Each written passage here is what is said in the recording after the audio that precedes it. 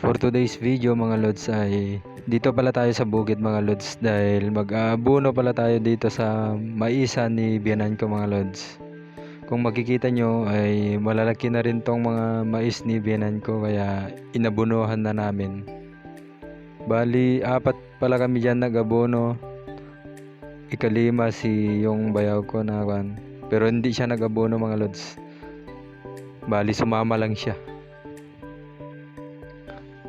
At sa mga oras na pala ito mga lods ay malapit na tayong matapos dito kasi di tayo nakapag-video nung kakarating natin kasi alam mo naman na limitado na yung oras natin dito dahil papasok pa tayo sa trabaho. Kaya yun, di na tayo nakapag-video ng maaga. At yan na nga ay tinuturo na namin yung maisan ko pala mga lods dahil bunahan namin bukas.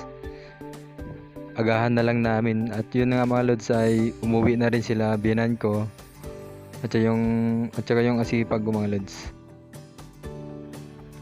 At bago pala ako umuwi dyan mga lods ay may nadaanan akong saluyot at saka yung kabute. So mga kabute yan mga lods. Kaya napakasarap mamuhay dito sa probinsya kasi pag tag-ulan ay marami kang makukuha na makakain, magugulay. Tulad niyan ng saluyot na yan ay sobrang sarap yan mga lods.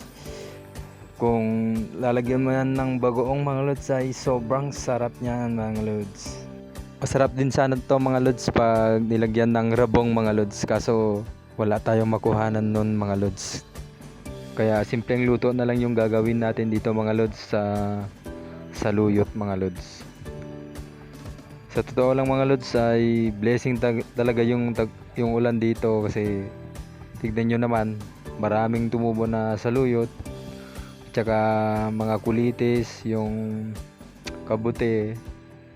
Sobrang blessings talaga mga lods kasi may makuhanan ka ng pagkain, mauulam na pagkain mga lods. Tulad yan ng saluyot mga lods. Yan na nga. Dahil sa sobrang dami ay natatagalan tayong maggulay mga lods. Pero napakasaya talagang maggulay ng ganito mga lods. Kasi kung makikita mo talaga sobrang dami, sobrang exciting. Yan na nga mga lods oh. Malalaki pa yung dahon yan mga lods.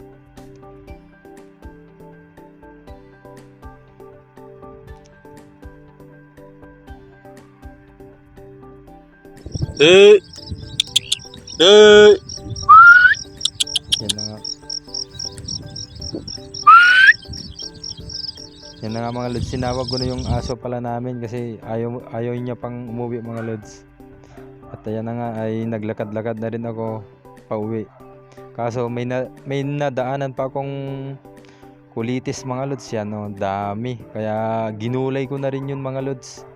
At ayan na nga ay naglalakad na rin ako mga lods dyan dahil anong oras na dyan mga lods. At yun na nga mga lods ay yan na yung kabuuan ng nakuha nating gulay mga lods.